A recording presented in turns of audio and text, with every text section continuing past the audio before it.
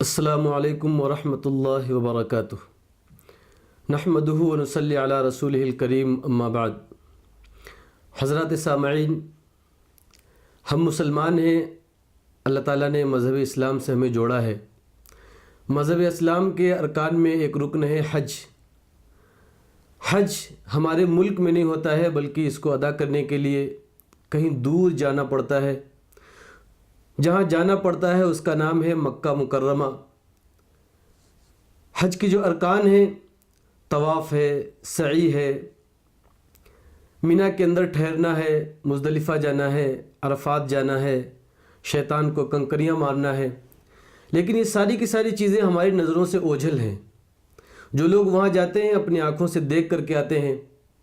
اللہ تعالی ہم سب کو بھی ایک بار جیتے جی اس زندگی کے اندر اپنی ان آنکھوں سے اپنے گھر کی زیارت نصیب فرمائے اور ہم سب کا وہاں پہنچنا آسان فرمائے۔ کچھ ایسی چیزیں ہیں اللہ تعالیٰ کی قدرت، عجائبات، جنہیں سن کر، جنہیں دیکھ کر انسان حیرت میں پڑ جاتا ہے، میرے مولا دنیا کے اندر ایسی بھی چیزیں ہیں، ہمیں تو بہت پہلے دیکھنا چاہیے تھا، ہم سے دیر کیوں ہو گئی۔ وہ چیزیں کیا ہیں، ہم ان کو تفصیل کے ساتھ میں آپ کے سامنے بیان کرتے ہیں۔ خدا کرے یہ باتیں سن کر کے ہمارے دل کے اندر شوق پیدا ہو اور ہم بھی وہاں پہنچ جائیں اور دیار نبی کو دیکھ کر کے آ جائیں۔ ان میں سے پہلی چیز ہے خانہ کعبہ۔ یہ وہ گھر ہے جس کا لوگ طواف کرتے ہیں، جس کے اوپر روزانہ 120 اللہ کی رحمتیں نازل ہوتی ہیں۔ طواف کرنے والوں کے لیے 60 رحمتیں، نماز پڑھنے والوں کے لیے 40 رحمتیں، اور جو صرف اللہ کے اس گھر کو بیٹھ کر دیکھتا ہے تو اللہ اسے 20 رحمتیں عطا فرماتے ہیں۔ یہ گھر وہ گھر ہے جو اللہ تعالیٰ نے دنیا بنانے سے پہلے، انسانوں اور جناتوں کو آباد کرنے سے پہلے اس گھر کو فرشتوں کے ذریعے سے بنوایا، اور فرشتوں کو اس گھر کے بنانے کا جب حکم دیا تو فرشتوں نے اس کو بنایا اور اس کی فرشتوں نے بنیادیں ڈالیں، اور یہ گھر دنیا کے بیچوں بیچ میں اس طریقے سے بنا ہوا ہے جس طریقے سے چکی کے بیچ میں، چکی کے پتھر کے بیچ میں ایک میخ ہوتی ہے، اسی طریقے سے خانہ کعبہ کی دنیا کے لیے میخ کی حیثیت ہے۔ ایک خاصیت اور ایک عجیب چیز تو یہ ہے۔ وہاں کی دوسری عجیب چیز یہ ہے، اس گھر کے اندر ایک پتھر لگا ہوا ہے، اس کا نام ہے حجر اسود۔ خانہ کعبہ کے دروازے کے سامنے ایک جگہ ہے، اس کا نام ہے مقام ابراہیم۔ اس کے اندر ایک پتھر ہے، اس پتھر پر پیر کا نشان ہے۔ یہ دونوں پتھر، حجر اسود اور جو مقام ابراہیم کے اندر ہے، یہ دونوں جنت کے پتھر ہیں۔ اللہ تعالیٰ نے جنت سے ان دونوں کو بھیجا۔ حجر اسود کی خاصیت یہ ہے کہ وہ انسانوں کے گناہوں کو چوس لیتا ہے۔ جو طواف کرنے والا اس کے سامنے سے گزرتا ہے، اس کی تمام برائیوں کو کھینچ لیتا ہے۔ جب یہ جنت سے آیا تھا تو چمکدار پتھر تھا۔ اس کو حجر اسود، کالا پتھر اس وجہ سے کہتے ہیں کہ دنیا والوں کے گناہوں کو چوس چوس کر اس کے اندر ظلمت اور تاریکی پیدا ہو گئی، اندھیرا اس کے اندر آ گیا، اس لیے اس کو حجر اسود کہا جانے لگا۔ دوسرا پتھر جس پر حضرت ابراہیم علیہ السلام کے پیر کے نشان ہیں، یہ اللہ کی قدرت ہے کہ پتھر پر نشان نہیں پڑتے، نشان بنانے پڑتے ہیں۔ لیکن اس پتھر کی خاصیت یہ ہے کہ حضرت ابراہیم علیہ السلام کے قدموں کو اس نے نقش کر لیا اور اس کے اوپر نشان بن گئے۔ یہ کیوں آیا تھا؟ جب حضرت ابراہیم علیہ السلام بھی اور حضرت اسماعیل علیہ السلام خانہ کعبہ کو بنا رہے تھے، جب دیواریں اونچی ہو گئیں تو ضرورت پڑی کسی چیز کے اوپر کھڑے ہو کر کے دیواروں کو بنانے کی۔ آج کی طرح سیڑھی بھی نہیں تھی، اسٹول بھی نہیں تھے، تو حضرت ابراہیم علیہ السلام نے اللہ سے دعا کی، اللہ نے پتھر بھیجا۔ اس کی خاصیت یہ ہے کہ حضرت ابراہیم کے دل کے ساتھ میں اللہ نے اس پتھر کا غیر مرئی طریقے پر کنیکشن کر دیا۔ آپ اس کے اوپر کھڑے ہوتے، جتنا چاہتے بلند ہو جاتا، جب یہ چاہتے کہ چھوٹا ہو جائے تو چھوٹا ہو جاتا۔ جوں جوں دیواریں اونچی ہوتی جاتی تو خود بخود یہ پتھر اونچا ہوتا جاتا، اور اس کے اوپر آج جو نشانات موجود ہیں وہ حضرت ابراہیم علیہ السلام کے پیر کے نشان ہیں۔ وہ مقام ابراہیم کے نام سے ایک گنبد نما جگہ کے اندر محفوظ رکھا ہوا ہے۔ تیسری چیز، زمزم کا پانی۔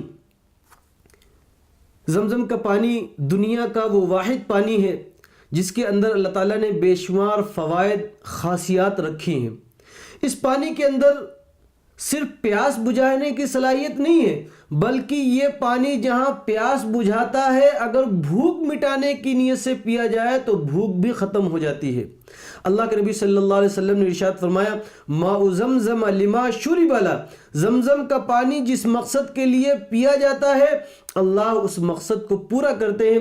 اسی لیے حضور صلی اللہ علیہ وسلم نے پینے سے پہلے ایک دعا تعلیم فرمائی، اللہم انی اسألک علما نافعا وعملا متقبلا ورزقا واسعا وشفاء من کل داء۔ پینے سے پہلے اللہ کے نبی صلی اللہ علیہ وسلم نے ایک دعا تعلیم فرمائی، اللہم انی اسألک علما نافعا ورزقا واسعا وشفاء من کل داء۔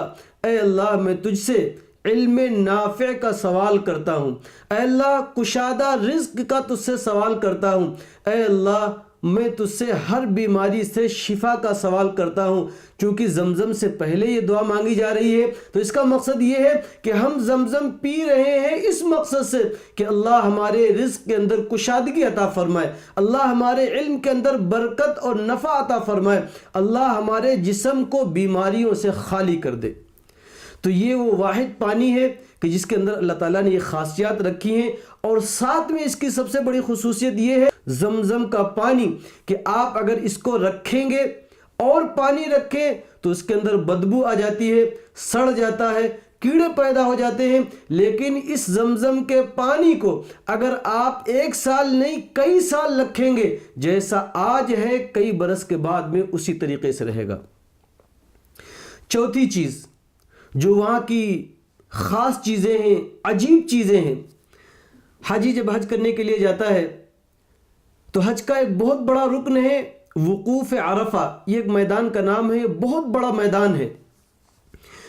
اس میدان کے اندر زوال کے بعد میں جو پہلی نماز ہے وہ ظہر کی نماز ہے، لیکن اس میدان کی خاصیت یہ ہے کہ امام کے ساتھ میں جب آپ نماز پڑھیں گے تو ظہر عصر کی نماز ایک ساتھ آپ کو پڑھنا پڑے گی۔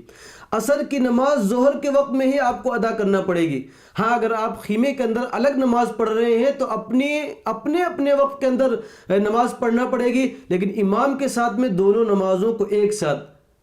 حالانکہ ہم دیکھتے ہیں اپنے یہاں جب نماز ادا کرتے ہیں تو ظہر کی نماز ظہر کے وقت میں، مغرب کے عصر کی نماز عصر کے وقت میں۔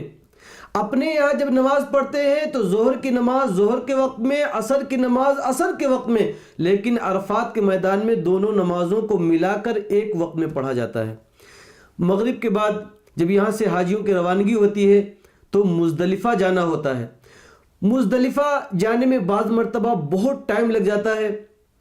عصر کی نماز چونکہ پڑھ چکے ہیں، اب مغرب کی نماز کا وقت شروع ہو گیا تھا عرفات کے میدان میں، لیکن آج مغرب کی نماز کا وقت شروع ہوتا ہے مزدلفہ پہنچنے کے بعد میں۔ چاہے ہم مزدلفہ پہنچیں 12 بجے رات، چاہے ہم مزدلفہ پہنچیں 3 بجے رات کو، یہاں تک کہ اگر ہم اتنا پہلے صبح صادق سے اتنا پہلے ہم پہنچ سکتے ہیں کہ اس میں عصر اور مغرب کی نماز ایک ساتھ پڑھ سکتے ہیں، تو دونوں نمازوں کو ایک ساتھ میں پڑھنا ضروری ہے۔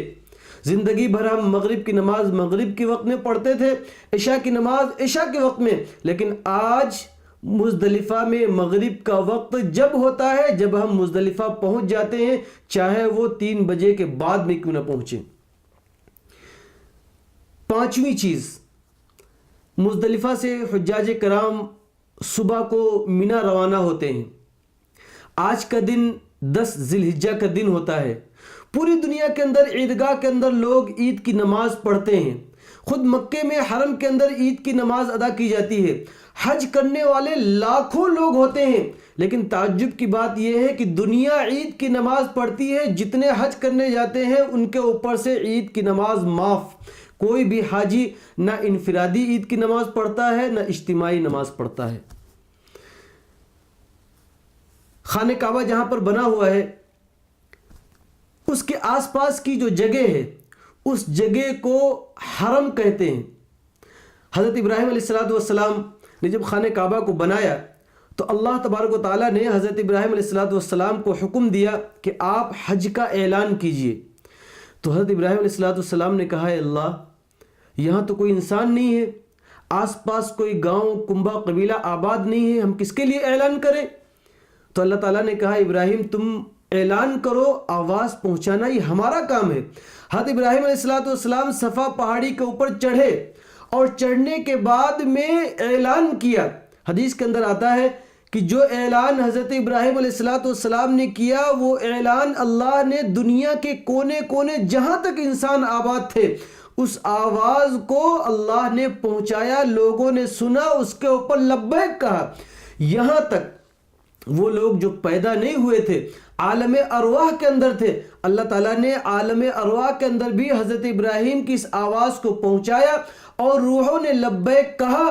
اور جس روح نے, جن لوگوں نے اس وقت کے یا بعد کے جتنی مرتبہ اس آواز کے اوپر لبیک کہا ہے ان لوگوں کو اتنی ہی مرتبہ اللہ حج کی توفیق عطا فرماتے ہیں. خوش نصیب ہیں وہ لوگ جنہوں نے یہ آواز سننے کے بعد میں دمادم لبیک کہہ کر کے اپنے لیے اللہ سے کئی حج رجسٹرڈ کروا لیے. یہ وہ عجائبات ہیں, وہ اللہ کی قدرت ہے دنیا کے اندر جو اللہ تعالیٰ نے ہمارے سامنے, اللہ تعالیٰ نے ہماری آنکھوں کے سامنے اپنی قدرت کو ظاہر کر رکھا ہے. یہ قدرتیں اللہ کی جب ہمارے سامنے آتی ہیں تو اللہ کے ایک ہونے کی گواہی اور اللہ کے لیے ہمارے دل سے پکا یقین, اللہ کی ذات کا یقین ہمارے دل کے اندر پیدا ہوتا ہے کہ اللہ کی ذات وہ ذات ہے کہ جو قادر مطلق ہے, جو کرنا چاہے کر سکتی ہے, جو ہمارے لیے ناممکن ہے وہ اللہ کے لیے ممکن ہے. تو اگر چاہے تو قطرے کو سمندر کر دے, ایک محتاج کو پل بھر میں سکندر کر دے, غیر ممکن کو اگر چاہے تو ممکن کر دے, دامن شب کو الٹ دے تو ابھی دن کر دے. یہ اللہ کی قدرت ہے. ہم اپنی آنکھوں سے جا کر کے ان چیزوں کو دیکھیں. اللہ تعالی ہم سب کا وہاں پہنچنا آسان فرمائے. اے نبی اے نبی اے نبی اے نبی